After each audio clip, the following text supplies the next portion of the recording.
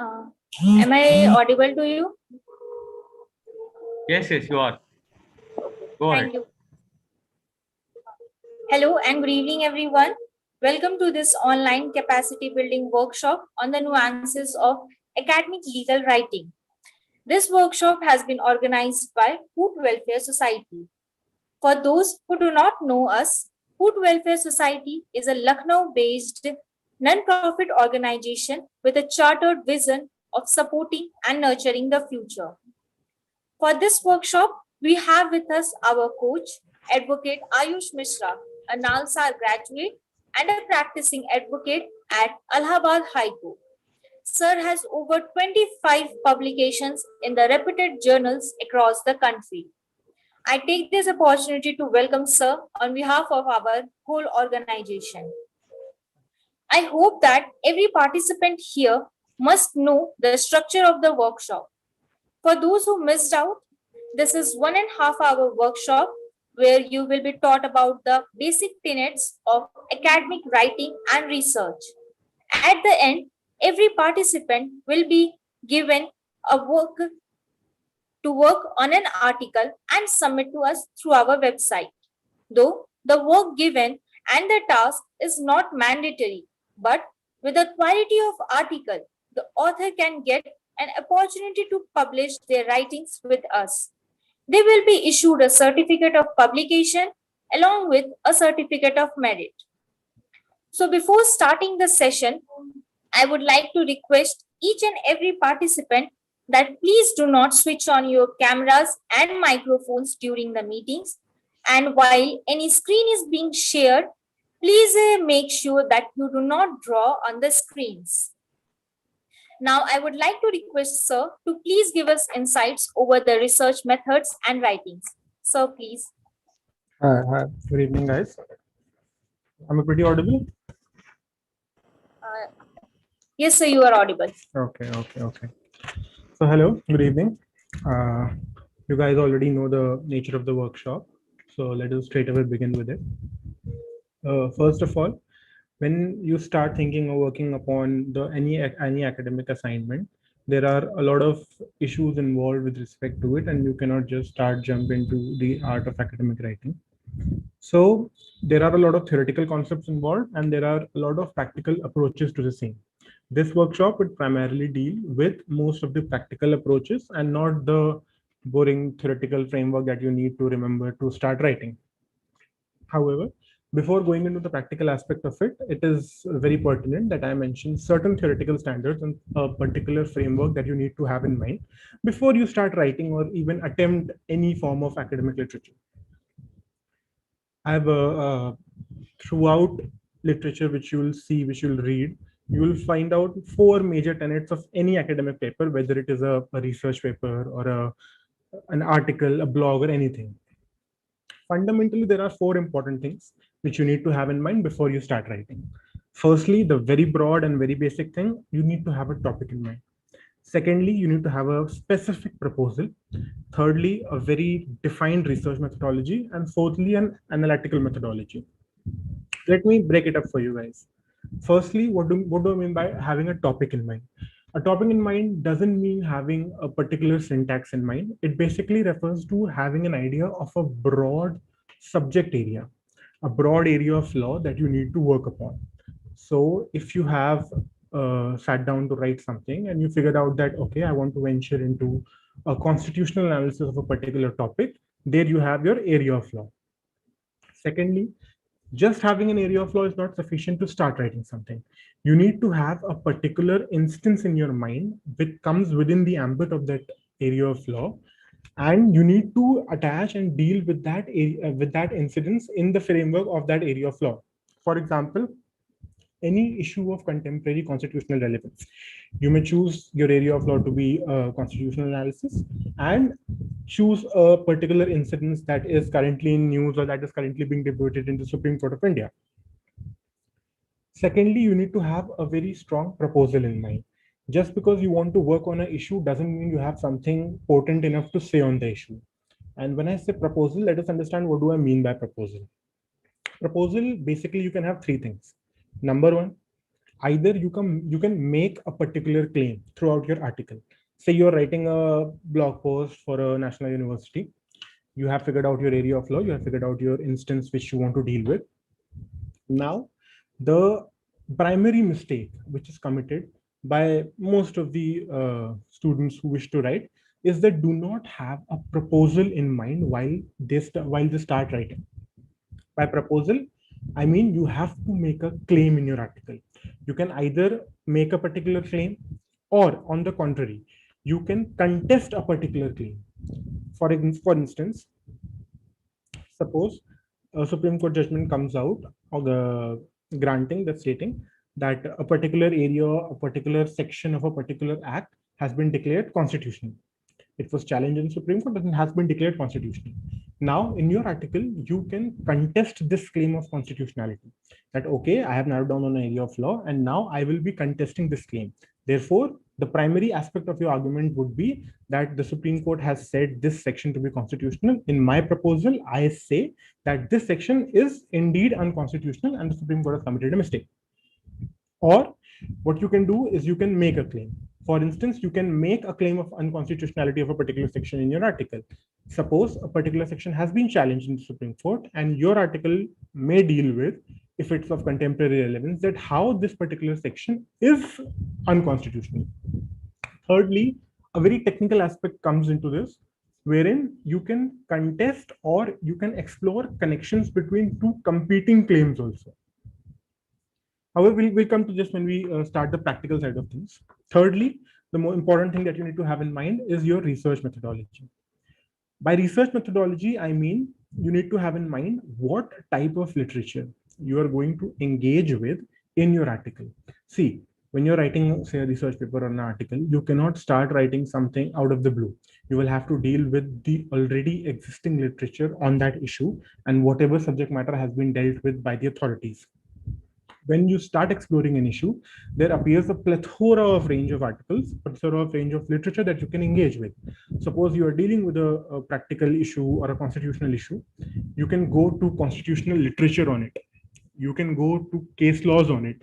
You can go to, say, judicial precedents. You can conduct a comparative constitutional analysis. You can see case laws of foreign jurisdictions. So before you start writing, you need to be very clear on this aspect as to what is the exact nature of literature that you are going to engage with in your article. It is very important to be specific, because if you do not do so and you end up picking parts, some from literature, some from judgment and something, you will end up preparing an article that is not actually polished and which is just bits and pieces and includes everything but is not making a particular substantive claim. Therefore, when I say research methodology, you have to be very specific about what literature you are going to engage with. Fourthly, the analytical methodology. The previous part engaged with what literature you are going to engage with. This part, analytical analysis, deals with how you are going to engage with that literature. For instance, you can use the existing literature on any subject to build upon your own argument. When I'll come to the practical side of it, I'll explain you how to do it. But in theory, what you can do is you can pick up the existing literature on a subject and you can build on your arguments based on that previous literature. This is one mode of engagement with academic literature. Secondly, what you can do is you can refute the previous literature on the subject. You can say that this has been said by so and so people, so and so authors, so and so judgments. I intend to refute these claims and say that the previous literature has analyzed the issue in a flawed manner. Thirdly, what you can do is you can choose a particular framework. For instance, any theoretical framework to analyze a particular issue which has not been dealt with in that line previously. For example, I'll mention a type of article that you can write. I'll do this when I come to the practical side of it. I have an article in mind. I'll discuss that when I come to this. But mostly you should have these four things in mind. You'll have to have a topic first, which will cover broadly an area of law. Secondly, a proposal. Proposal will have to include your claim. What are you going to exactly argue? Thirdly, a research methodology, as in what literature are you going to engage with? And fourthly, an analytical methodology, how you're going to engage with that literature. Now, before we start with the types of articles that you can start writing after this workshop, let me first highlight 3 or 4 major broad mistakes that people commit while dealing with these 4 types of these 4 pillars. Firstly, when you're going to choose a topic, the primary mistake that is conducted is the choice, the area of law, the topic, the title, whatever you say, is too broad. Recently, I got a paper for review, and the title of the paper was Cyber Laws in India. Now, this is a very broad topic. You cannot have your reader engage with your work when you are giving him such a broad work of such a broad law at hand and just flagging it out there, cyber laws in India. How are you going to deal with cyber laws in India? You cannot particularly have the capability to discuss the entire cyber law jurisprudence in an article of 1500 or 2000 words or a 5000 research paper for that matter. Therefore, it is very important while you are discussing, while you are coming up with your topic and your area of law, to narrow down your research. There are cyber laws in India, but what is that one aspect that you want your article to focus on? Because unless and until your article focuses on a niche area of law, it's mostly going to be rejected by any law review that you submit to it. And secondly, even if it gets published, the reader will have no incentive to engage with it. Therefore, do not commit this primary mistake of choosing a broad area of law and writing almost anything on it.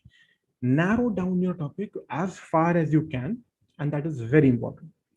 Secondly, when you come to your central argument, the proposal,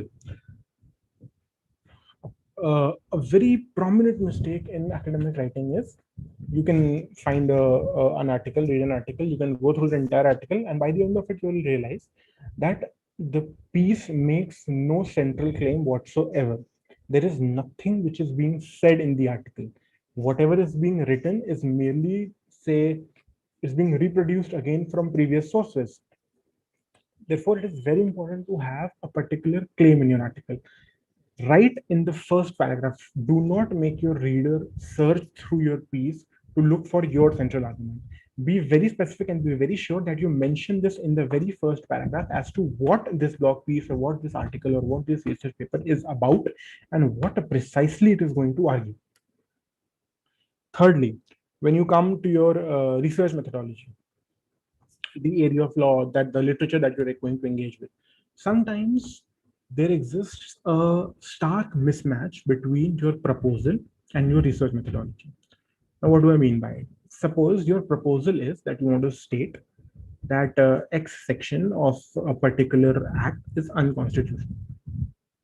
Now, to prove that this section is unconstitutional and to argue in your piece, suppose you end up relying upon foreign court judgments.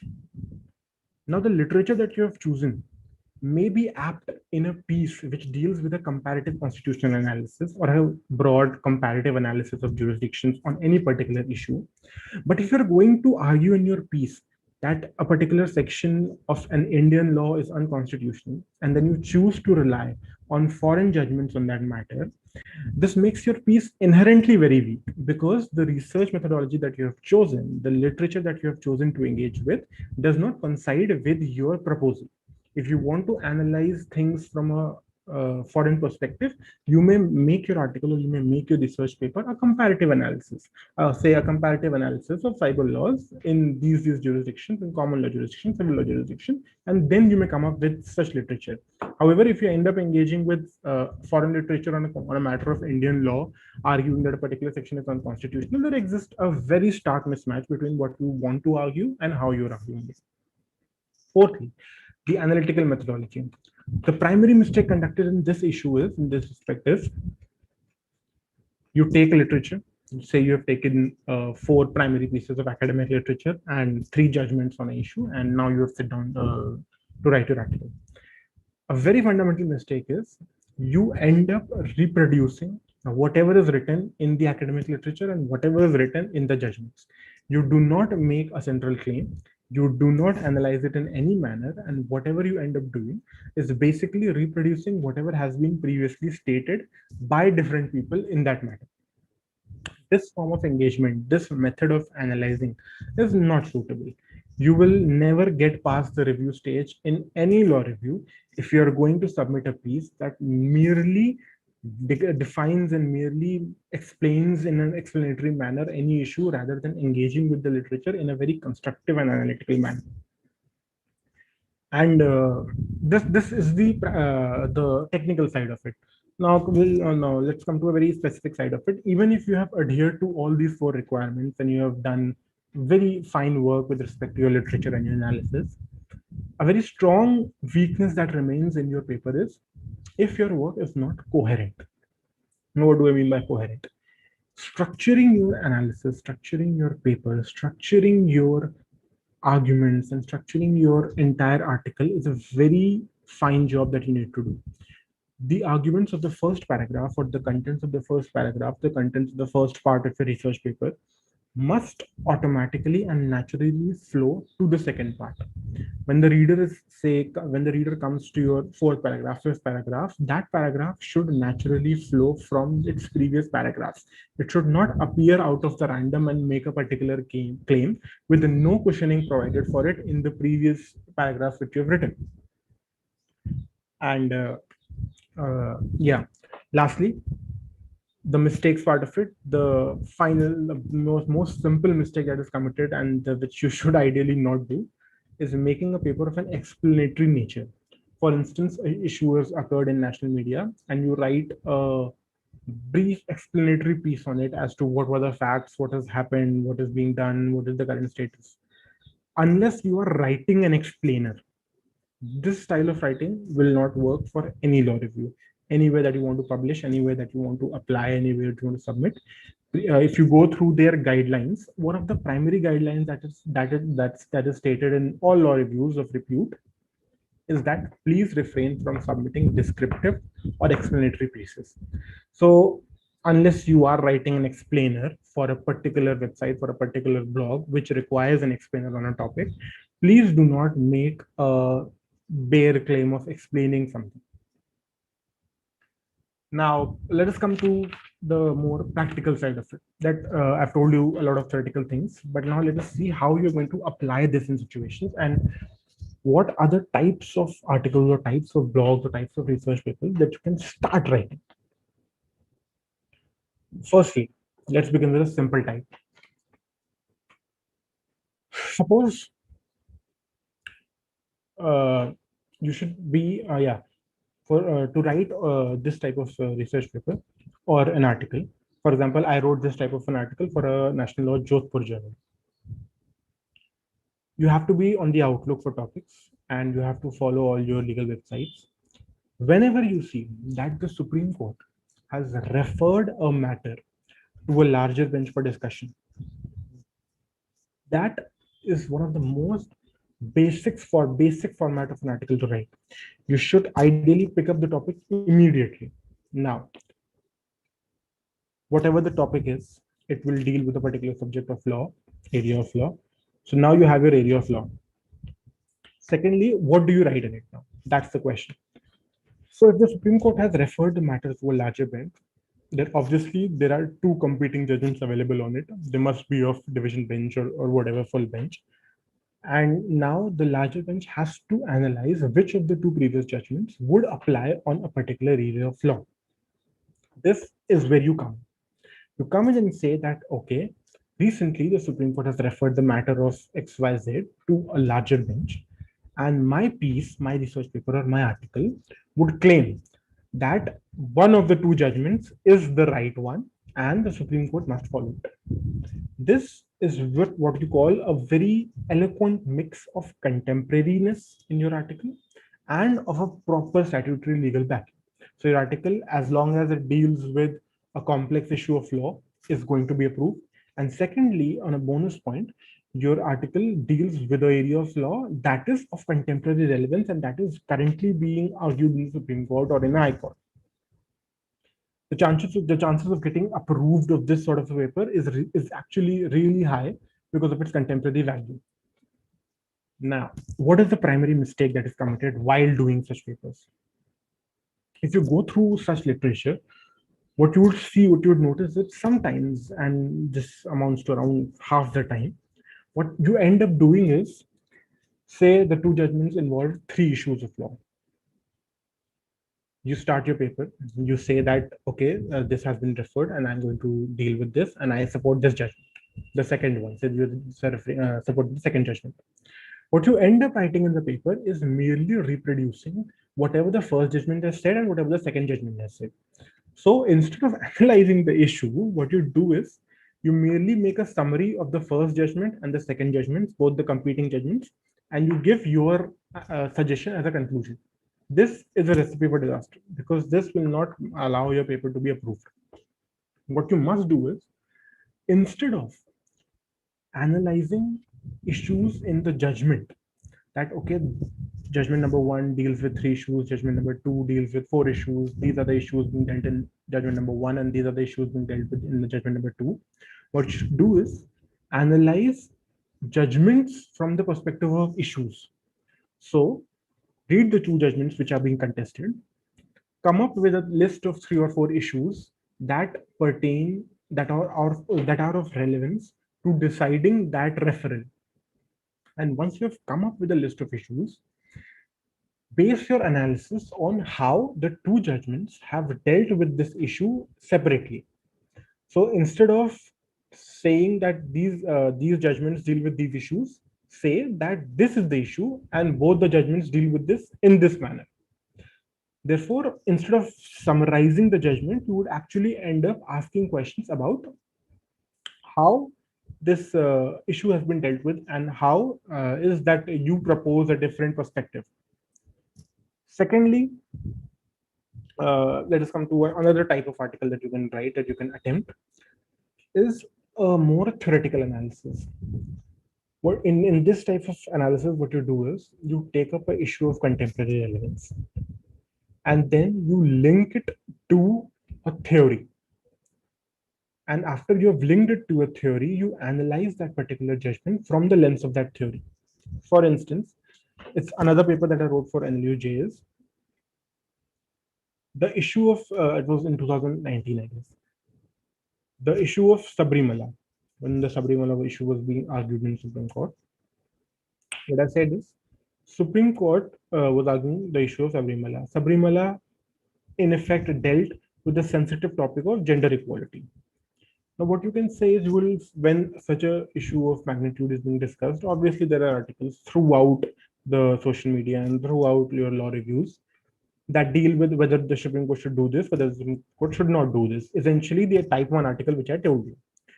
Why would your article get relevance, or why would your article get prominence among theories of among articles of other people is you stay away from arguing facts as to what the Supreme Court should do, what the Supreme Court should not do. What you do is you take up the issue, you link the issue to a particular virtue. The virtue being, say, Sabrimala dealt with gender equality. Now, you take up a theorist, you take up a philosopher. For instance, I chose Plato. So what you do now is you see in the works of Plato how tenets of gender equality has been handled, and what would be Plato's analysis of the issue of Sabrimala. How would the tenets and arguments of Plato apply to the sensitive issue of Sabrimala? This is a very theoretical form of analysis. You can easily get published anywhere you want if you choose a particular topic of this style and attempt an article from this perspective, rather than just giving a summary of it or arguing on facts. More theoretical piece allows your article to be more fine, more refined, and it has a larger more chances of publication also. So another way of doing it, I suppose, would be any issue of constitutional relevance that is happening. You can take it and link it to the work of a constitutional theorist. Say you take an issue and argue that how would Dworkin's analysis, or how would, say, H.L.A. Hart's analysis, or how a positivist analysis, or how a realist analysis of the issue would be. And you will end up with a very refined piece that will not only discuss the matter at hand, but would also provide a theoretical background as to what you intend to argue. Thirdly, let's go to international journals now, or international blog posts. Suppose you want to write for the Oxford Human Rights Hub, or the LSE Human Rights blog, or Jurist, Pittsburgh University, whatever. The art of making a blog or making a paper for these types of international journals is very different as to compared to national law school journals or other contemporary journals of academicians in India. Firstly, when you attempt to write a paper for any international submission, the first thing that you need to have in mind is you are going to target an international audience. An international audience is of in no manner whatsoever aware about your domestic schemes, about your domestic governance structures. So, say if you're writing for the Oxford Human Rights Hub, in the very first paragraph, or in the very beginning itself, you will have to make sure that you're making the international reader aware of what the exact issue involved is, how that issue is being dealt with in India, and of what a particular global relevance is that issue in the global scheme of events. Say a issue of privacy is being talked about. Okay, so you're going to write an issue on an article on the subject of privacy on a particular subject matter, and you begin for international publication. The very first thing that you need to write is how the governing structure of privacy has been in India, how the judicial decrees of privacy has happened in India, what have been its major structures, and secondly, how is this issue of privacy that is being dealt with in our democracy relevant in the global scheme of events? How is it similar to how US handled privacy cases, or how is it similar to how UK has handled privacy cases, or in general, how has that happened in common law jurisdictions and civil law jurisdictions, and of what global appeal is the issue that you're talking about? Thirdly, when you have chosen this, in this type of international article, you can choose primarily. There are a lot of themes that you can choose, but primarily you can talk about two things. Firstly, when I first told you about a referral, referrals are also of two kinds. Firstly, when the Supreme Court refers the matter to a larger bench. Secondly, what you can choose to write on is whenever the Supreme Court or the High Court admits a particular plea with respect to anything, you can write a paper, you can write a particular article on that admission itself, stating that, okay, the Supreme Court has recently admitted a plea claiming for a particular section to be dealt unconstitutional, or for a governance policy, or for anything. And then the Supreme Court has admitted the plea. What you're going to argue is how should the Supreme Court decide this plea? In this matter, you can write a fine international article as to appraise the international audience of how a particular issue of relevance, which deals with, say, gender equality, constitutionality of a particular subject matter, privacy, equality, anything, is being currently debated in India, and how the Supreme Court must handle this challenge. An allied aspect of this is when I told you about claims, that you can either make a claim or you can either contest a claim. In contesting the claims, what you can do is say the Supreme Court or the legislature. So if the legislature comes out with a particular act or with a particular set of rules which are being implemented under an act, what you can do is you can contest the claim of the legislature that this act is indeed a constitutional act, or this act, if it imposes some restrictions, these restrictions are indeed within the ambit of Article 21 or Article 14. So what you end up doing is you take an act, you take a set of rules, and then you try to analyze it as to how this act, which is being purported to be a very legal and a very a lawful act, is not so, and what are going to be its implications. If you're going to write this sort of an article for an international audience, you will obviously have to appraise them with what all they should do and what all the governing structure is involved in India and how this issue is of relevance to them. Then let's come to a very fine article. if you want to attempt to write for legal websites, say live law or bar and bench, what sort of article should you attempt to write? They approve of columns, you must know. So if you're going to write an article for, say, live law or bar and bench, the style of writing will have to differ from strictly academic writing. Firstly, you must know of this one fact, that when you are challenging acts or rules, or you're writing about acts or rules or uh, any legislative enactment, and you are contesting that this particular act or this particular rule is not a constitutional act, is not constitutional, what you must do in that respect, the style of research and the style of literature that you must engage with should mostly be in the legal domain. You can engage with previous legal theories, previous judgments, judicial decrees, and your analysis will be limited to the judicial and legal sides of it.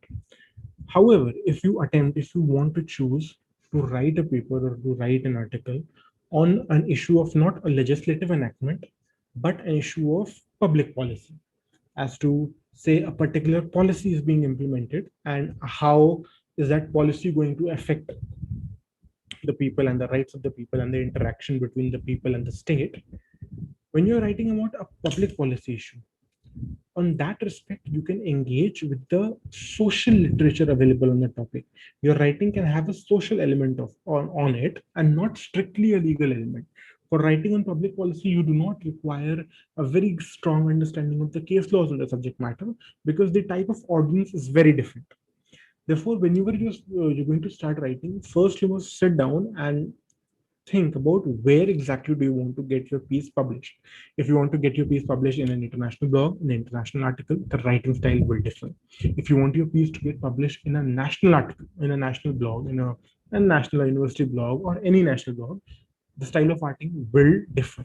If you want your piece to get published, say, in a legal website, a live law, or a bar image, the style will be different. And in the end, if you want your piece to be published in, say, a newspaper, an opinion or an editorial, the style of writing would eventually differ. Therefore, before even attempting to start writing something, you must be very clear as to what you're going to argue, how you're going to make that claim, the type of literature that you're going to engage with, what exactly would you argue, and for what particular type of audience that you are writing a piece. So if you're writing a piece for the leaflet, for Article 14, or for any constitutional law blog of India, it is not very important that when you are discussing Article 14, 19, or 21 issues, that you explain what Article 14 is. However, if you're writing the same piece for an international blog, or a Cambridge blog, and an Oxford blog, you must be aware that your reader will not know what Article 21 is, no matter how significant that is for you and for your constitutional democracy. An international audience will not know what Article 21 is. So when you start mentioning it, you will eventually have to describe and explain to the readers what Article 21 would entail. Now, let us come to a piece that you can write on, say, a newspaper. Newspapers will also take your opinion pieces and editorials. You'll have to submit it to them. However, when you start writing for a newspaper, the amount of effort that you need to make is starkly different. Firstly, your academic articles and research papers will involve citations. Secondly, if you're writing for a blog, you will have to make hyperlinks into it. You have to embed hyperlinks into it. Most of the blogs nowadays choose hyperlinks over footnotes. However, when you're writing for a newspaper, opinion piece, or an editorial, there is no requirement for submitting citations or for submitting hyperlinks. However, this makes your work really difficult, because now in your piece itself, you will have to embed references, and you will have to adequately highlight a particular claim that you're making, that from where is this claim rooting its authority. For a blog piece, you can easily hyperlink, say, a news article or a research report into the article, and it will allow for your claim to be substantiated. However, when submitting a piece for a newspaper opinion, firstly, the first thing that you'll have to have in mind is that you are not allowed references. Therefore, in your piece itself, you will have to embed references. Embed references directly stating as to, okay, this is a particular claim and this has been verified by PTI or by a particular news agency or a particular report that has been submitted by, say, a United Nations organization. Secondly, a piece for a paper, a piece for a newspaper is very different from your law review articles. The readership again is changed. Now, the readership is very general with respect to a newspaper. You cannot have very technical constitutional terms being used when you're writing a piece of paper, when you're writing an opinion for a newspaper. Your writing style will have to differ, and it will be more in the nature of general claim making and a general explanation as to compared to a very formal analysis that you would submit to a law review journal. Then another style of academic writing that you can engage yourself with is book chapters. So what happens is there are a lot of people particularly edit books and give out call for chapters of books. So you can have a particular chapter written by you in a particular book. While you conduct this exercise, what is of very important relevance is when you attempt to write a chapter for a book, the book essentially deals with a particular subject matter in a particular light. For example, a book is dealing with IPR related issues in cross-border transactions. Now, when you sit down to write a paper for this book, the primary guiding light you are going to have is what is the scope of this book. Your article will eventually be defined and will be refined by the fact of what is the requirement of the book and what is the requirement of the editors of the book that you want to write for. While writing for independent law review articles and journals, you can choose your topic, you can decide whatever you want to write and howsoever you want to write.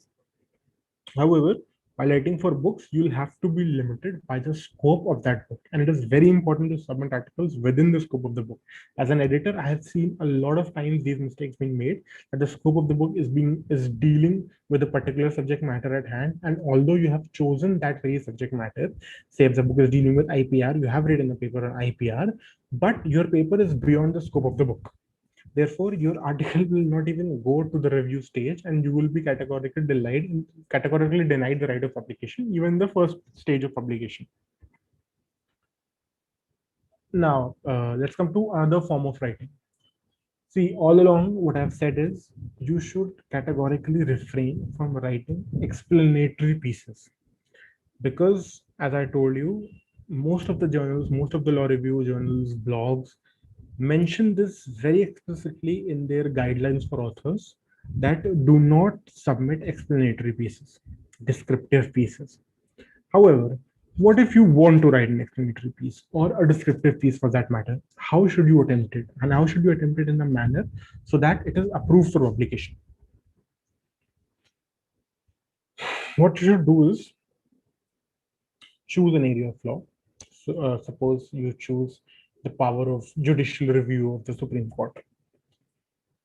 Now, if you just write an explanatory piece of what the Supreme Court's power of judicial review is, be 100% sure no journal, no blog is going to publish. Because there would be the second aspect, the claim aspect, the proposal aspect, the central argument aspect would be missing in your explanatory piece.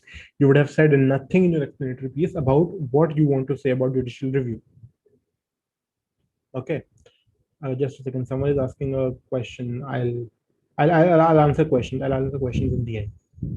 Okay, so yeah, where I was. Yes, say you're talking about judicial review. So just writing a piece on judicial review will not fetch you publication. What you should do is take your piece of judicial review, link it with a particular controversy, link it with a particular issue. For instance, if you want to write about judicial review, you write about how the speaker, the power of the speaker, as say under Article 110(3) of the Constitution, is being dealt with under the power of judicial review by the Supreme Court.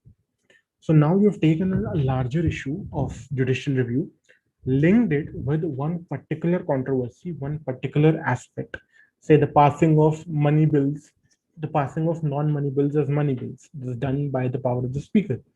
How is this power of the speaker being judicially reviewed by the courts? Now that you've basically basically linked a particular controversy to your larger theme, this allows you to have a chance for publication while writing explanatory model. However, when you're writing an explanatory paper in nature, or basically what you're attempting to do is tracing the jurisprudential evolution as to what has evolved, what the system exists today and how has it evolved. What is the primary importance is to note that when you are essentially trying to explain something, you will have to start with the very beginning of it. For instance, if you want to write up something on judicial review, what you'll have to do is you just cannot start by analyzing your issue from the lens of case laws. Because when you're writing explanatory in nature, you will have to trace its entire evolution. And that evolution will start and not by judicial review, but by going into the 1911 Parliamentary Act of the British as to how judicial review, the power of the speaker, was entailed in the 1911 Act, how that power was discussed in the Constituent Assembly debates. Because when you are explaining it, when you want to just trace the evolution, you have to trace the evolution in a very fundamental manner as to include everything that exists. And to include everything that exists, it is inevitable that you go back to the Constituent Assembly debates. However, if you are, say, not engaging an article of constitutional importance, but you are engaging with something that is a statute, what you can do is you can go to the debates of the statute when that act was being passed, what debates were happening, and what was the debate on that particular issue of law that you want to write about. Okay, and once you've decided that, then you can cover then you can cover the previous debates of, say, Constituent Assembly debates, British laws. Then you can come to your constitutional machinery, the draft constitution, the current constitution. Then you can come to academic literature or contemporary literature on it. And finally, you can come to case laws. Because if you're going to write an explanatory piece and which just traces the evolution, you will have to indeed trace everything that comes with it. Okay. Now, just a second. I have two questions. I think I'll answer it and then move ahead. How you should choose an app title for your work, and how to avoid plagiarism, which software is good for checking plagiarism, free software. Okay. See, how to choose a title for your work. The title is indeed the most important aspect of it. Firstly, while choosing a title, what you must do is you must check where you want to publish your paper.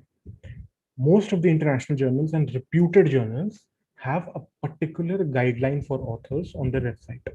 If you do not follow that guideline of authors, that guideline that exists for authors, your piece is categorically rejected at the first stage itself. Most, say you're writing for an international journal, say you're writing for Oxford Human Rights.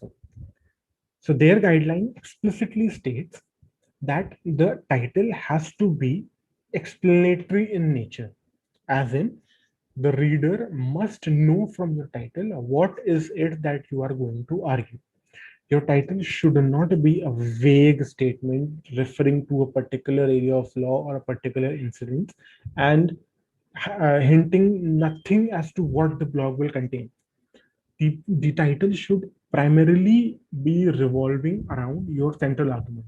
Say if your central argument is that this particular section is unconstitutional, this must be mentioned in your article, in your title, I'm sorry. And say if your article of the claim is that the Supreme Court has committed error in while giving a judgment, this must be reflected in your article, in your title. Your title should not mention just the area of law that you're going to discuss. That okay, something on cyber law, something on IT laws. Your title should aptly reflect that this judgment of the Supreme Court is unconstitutional, or this section of the act is unconstitutional. Make sure that you include your central argument in your title. Unless you are going to include your central argument in your title, the chances of it getting approved are very low, and secondly, even if it's published, the readership of that article will not increase unless you make your audience aware, make the reader aware as to what he can expect from that article. It is very difficult that someone would read it. Secondly, someone is asking as to plagiarism, how to avoid plagiarism, and which software is to check for plagiarism. See, softwares, there are a lot of software that you can use to check for plagiarism. That's not an issue. And however, if you write well, you are not required to judge your own plagiarism. Most of you are college students, and your college provides you with softwares to judge, to check the plagiarism. However, few important things with respect to plagiarism. A, there is absolutely no chance that a plagiarized paper is going to get published. So let us be very absolutely clear with respect to this. Secondly, if you are going to refer to a work of a third party, of a different author, or of any person, you must, in all situations, give credit to that author, that you are going to use his argument and you're going to build upon his argument. However, when you start writing, you end up reproducing that argument or that nature exactly as it was written. This is primarily the biggest mistake that you do. Even if you want to use the arguments that has been made by a particular person in a particular context, what you should do is you should actually paraphrase it. By paraphrasing, it means to just convert the argument that is been said from a first person tone to a second person tone, to a more passive tone as to what he has argued and how I'm going to use his piece. See, if you want to attempt to pass off someone else's work as yours, then it is obviously going to be gone. What you should do is attempt to write anything that you desire in your own pretty words, and do not just randomly lift stuff from anywhere and make a sort of what do you call, a compendium of different sources and just write about anything that you want. You must have proper coherence, and you, for coherence to exist, you must write in your own words, in your own thoughts, whatever you are arguing. Obviously, while making a particular claim, you can refer to a lot of authors, you can refer to a lot of previous works as to, okay, my claim is that the Supreme Court has committed an error in, say, the privacy judgment, or the privacy judgment, say, is of fundamental importance for us. You can engage with the work of privacy of different authors. However, be very sure that you first credit them. Secondly, if you are using their own words, just paraphrase it. And thirdly, make sure that you build upon their claim. You do not just provide a summary to the reader of what X and Y and Z have said, or what is being stated by the Supreme Court in a particular judgment. What you must do is you must build upon that theory or build upon that judgment. And if you're going to build upon that and argue something which is not in existing literature, you are pretty safe from plagiarism. There is no chance that you're going to get caught. Okay. How to maintain, another question, how to maintain consistency when one starts writing or blog an article, even if it gets uninteresting because of lack of concentration, again, searching and dropping and building again. And contrary to the question asked above, how to deal with ritual answer part and topics like Commercial Courts Act, which is very recent. There's only 10 cases available. See, Sneha and Soumya, right? Okay. See, yeah. First of all, the consistency thing. As I told you, consistency in your article will only come in one situation. When before you have started writing, you have made a broad outline of what you are going to write.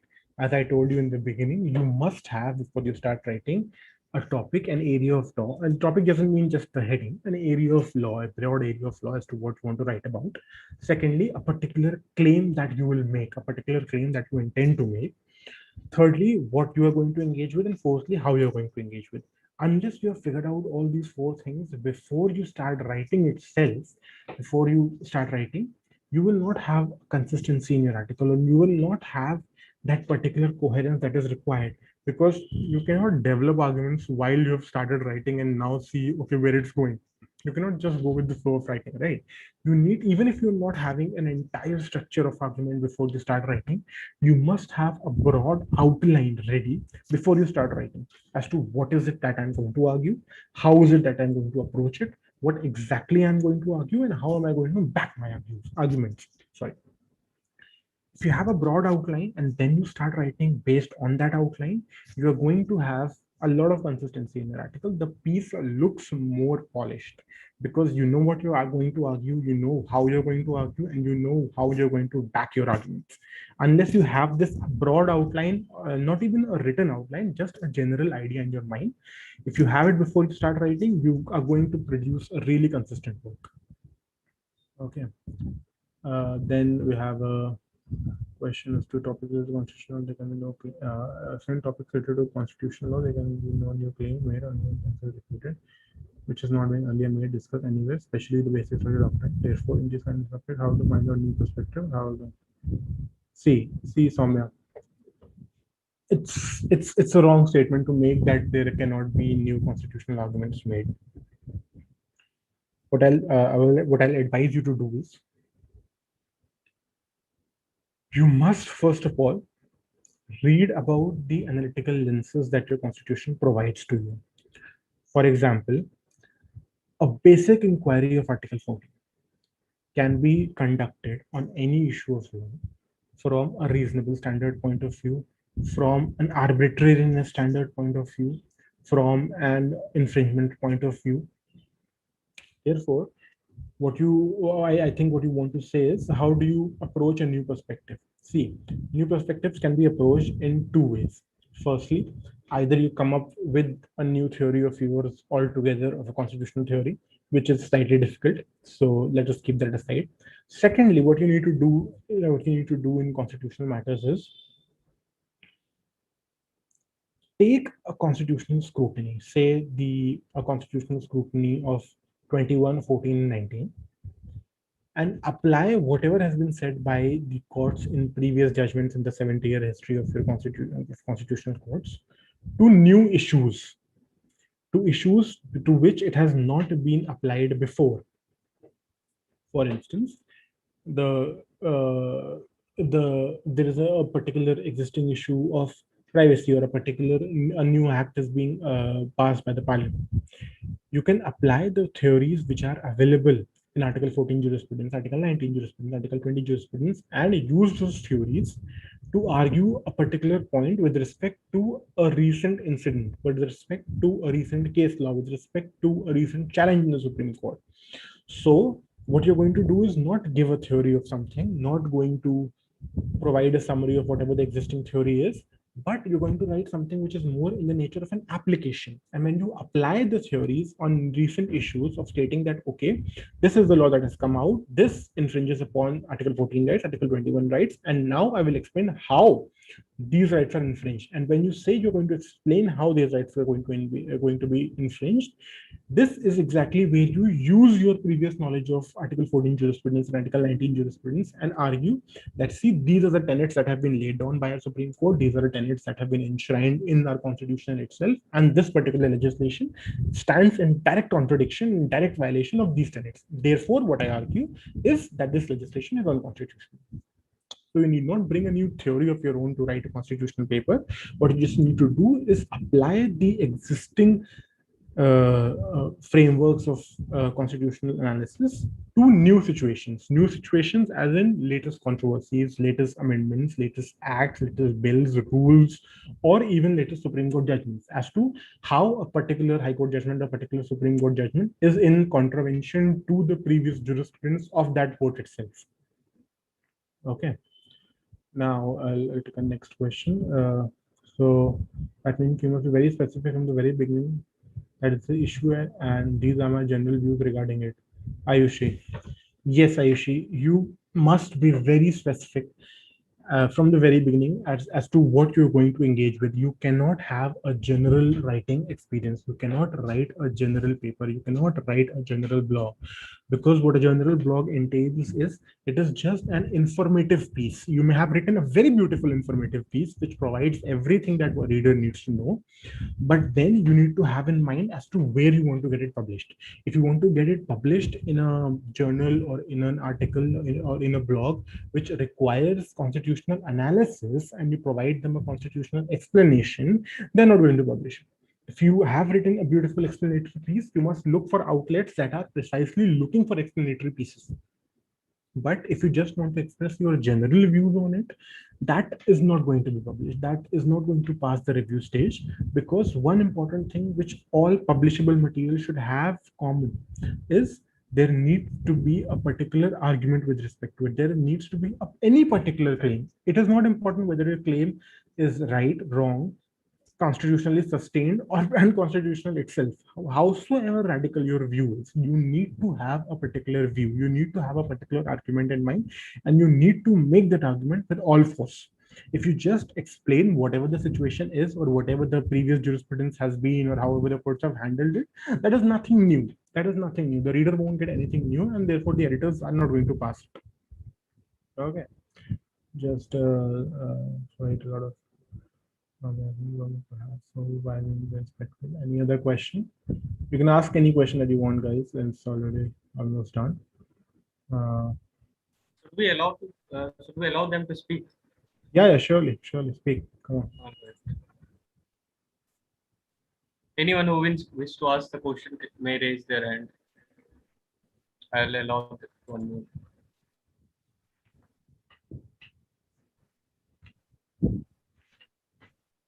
One more thing with respect to the explanatory pieces. See, one thing I told you, if you indeed want to write an explanatory piece, you'll have to start from the very beginning, from the very Constitutional Assembly debate itself, from previous acts itself. And even in that act, you will have to have a particular question in mind as to you are analyzing the constitutional debates, or you're analyzing Constituent Assembly debates to search an answer for one particular question. And that one particular question should be addressed in your title and in your first paragraph itself. However, if you indeed want to write another explanatory piece or another situation, or you want to talk about something which has already happened previously, what you can do is there is a style of writing which you can refer to as to revisiting a particular issue. Suppose, suppose an issue of, say, the current standoff between the center and a particular state. There is issues involved between the prime minister and the chief minister of certain states. So now what you can do is you can take this issue, you can find the legal link in the issue, the legal link being the issue of federalism. And now you want to argue that, okay, this is the particular standoff, and in this context, what my paper attempts to do, or what my article attempts to do, is give the audience a brief overview of how the federal structure of our governance has evolved over time. So if you just write a piece about federalism in India, no one is going to read it. No one is going to publish it. However, even if you want to write an explanatory piece, you need to have in mind a particular contemporary issue in mind, a particular contemporary issue, a particular constitutional debate, a particular amendment, or a particular controversy that's being conducted. And you have to write an explanatory piece with respect to that controversy. So if you want to write a piece of how federalism in India has developed, you need to look for a current issue which is particularly dealing with federalism problems, which is particularly dealing with state-center relation problems. And in the context of that problem, you are going to explain to your readers, and you're going to explain to the editors that why your piece is important. Your piece is important because a particular issue of federalism is currently being debated, and I will provide you the entire history of federalism, with how it has developed in our constitutional scheme. So once you integrate your explanatory piece with a current situation of happening, the chances of it getting published and the chances of it getting polished really increases. Okay, I think I have another question. So you mean 6,000 pages of debates? No, Soumya, I do not mean 6,000 pages of debates. This is primarily the reason why I told you in the start that you need to have in mind a particular question that you want to address. When you're going to have a question in mind, a particular question, say you have a question in mind as to you want to access debates of discussion of Article 110(3) of the Constitution. When you have narrowed down your literature, then you will see that Article 103 debate is only 3 pages. that 6,000 page of debate deals with every act, with every section of the Constitution, with every article of the Constitution. And this is why precisely I say that you must not have a general outlook. You must not have a general title or a general area of law that you're going to work, because the moment you have a general idea, like I told you, cyber laws in India, there is a mammoth amount of literature that you will have to go through. Therefore, to reduce the amount of literature that you need to analyze, you need to narrow down your topic.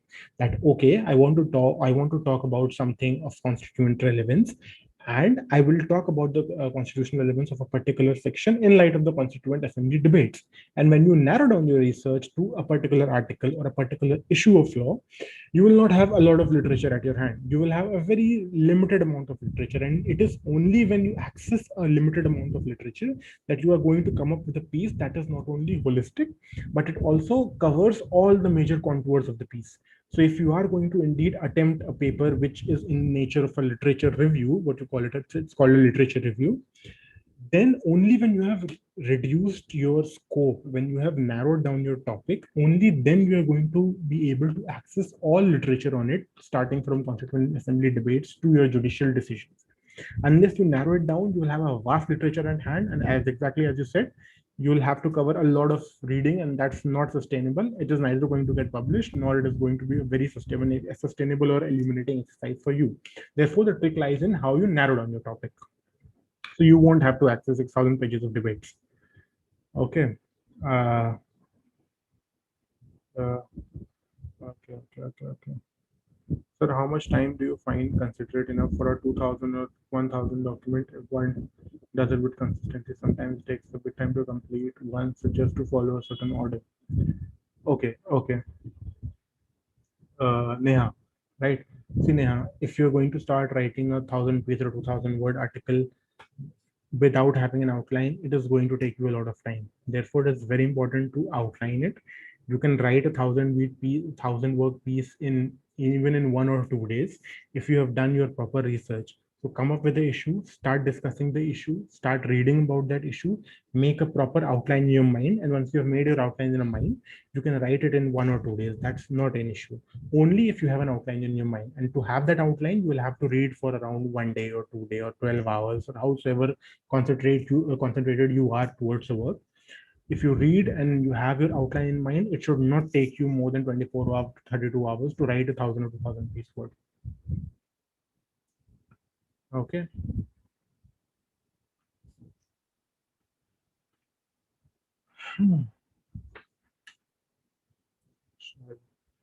So I think we're running out of time, so we need to conclude the session here.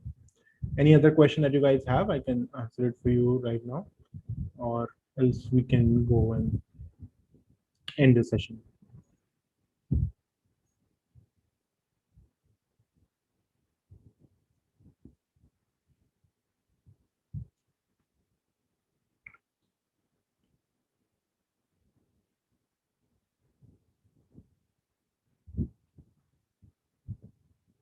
Where else we can connect? Oh, you can find my work on any platform. You can search and you can connect on LinkedIn if you want. I can help you there. Okay. Sure, guys. I think we're running out of time, so we should just conclude it now. If you have any other questions, you can write to me on my email or LinkedIn, wherever you can find it. You can find it easily. We will share the details. Yeah, sure.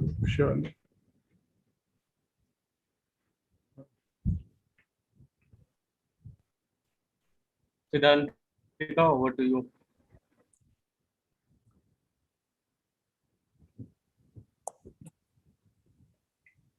Thank you so much, sir, for the session. If anyone has any more questions, they can put it in the chat box, or else we can proceed further. Do anyone have any? Reliable research sources except Manupatra. See, reliable research sources. Rhythm, I'm not sure I'm pronouncing the name right, but Rhythm. Manupatra is actually an excellent research source. However, You need to choose your research sources based upon the type of research that you want to conduct. Say, if you are writing an academic paper which deals with previous literature on the issue, you're not going to find academic literature on Manupatra. Only when you want to find a particular judicial, if you are conducting an exercise of judicial cases, then Manupatra is very good.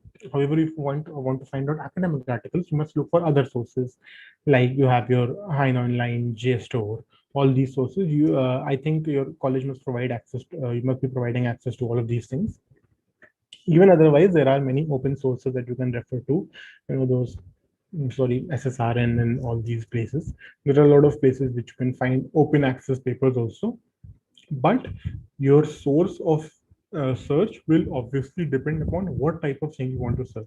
If you want to search case laws, you'll have a different source. You'll have to go to Manupatra and your SCC online and all these places. However, even in those search outlets, you have sections wherein they deal with literature on the issue. They have a list of entire journals that they subscribe to, and you can find your research within the journals. You can look for particular journals of your area of law. Say if you want to write an article on an IPR issue, then you can refer to a list of particular IPR journals. You must look out for blogs and journals which will publish articles or anything on your area of law. Say if you want to write something on IPR, you have your Spicy IP blog. It is a very renowned blog. You must go to it, you must see, and they also provide you a list of entire journals of IPR journals wherein you can find excellent literature on IPR. Therefore, to start searching, you must first narrow down as to your area of law and as to what literature that you're going to engage with. And depending upon your area of law and type of literature, you will choose outlets. Okay.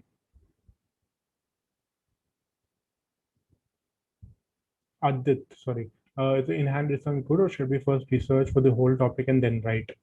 See, Adit, you should not research for the whole topic and then write. That is a very delicate issue that requires a lot of time. What you should do is you should have a broad outline of your article as to, okay, this is the primary argument that I'm going to make, and I'm going to make this argument in 4 contexts. I will first argue A and then B and then C and then D. If you have this broad general outline in mind, you can start writing. You are not required to go into the details of A, B, and C, D while conducting a prima facie research.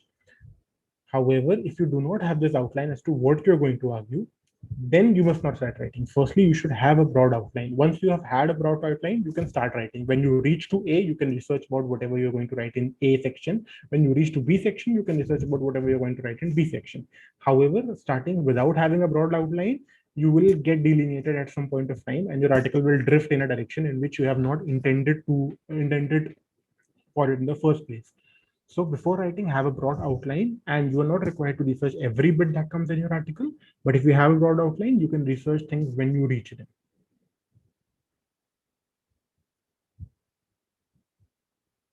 Okay. No, I think we're done. We can close now.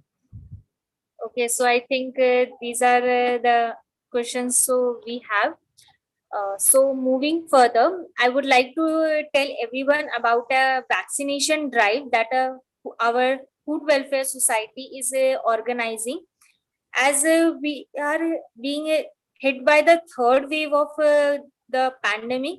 Hence, our Hoot Welfare Society has decided to organize a vaccination drive where the society will be distributing the masks and all the hand sanitizers, soaps, and all the medical essentials to the villages nearby Lucknow and different parts of our country.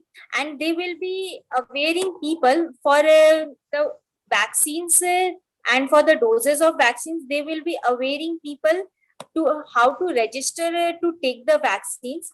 So for this drive, Food Welfare Society is coming up with a donation drive, and hence for every person we need at least rupees 10 as a donation. So I request all of you, if you wish to donate to Food Welfare Society for this vaccination drive, please visit our website for donating and please at least donate for a few family members so that we can help them. Now I would like to call Preetha to give vote of thanks. Preetha, over to you. Thank you. Good evening, everyone. I am Pratha, and on behalf of Food Welfare Society, I am here to present the vote of thanks for today's webinar. I would like to thank our speaker, Advocate Ayush Mishra, for enlightening us with his knowledge. It gave deep insights into the nuances of academic legal writing and also gave us an idea as to how one should start writing articles and how the writing style differs in case of international blogs and journals. I'm pretty sure that the valuable insight that Sir gave us will definitely help us in our future. Once again, I would like to thank Sir for taking out time from his busy schedule and enlightening us with the knowledge. Thank you so much, Sir. Thank you so much. I would also like to take this opportunity to thank our President, Mr. Abhinav Srivastava, for encouraging us to organize this workshop. I would also like to thank the event management team members, namely Asma, Ayush, Siddhantika, Sonali, and Khushi, who really worked hard to make this event successful. Lastly, I would like to thank all the participants present here for their active participation and for making this webinar a success. Thank you. Thank you, sir. Before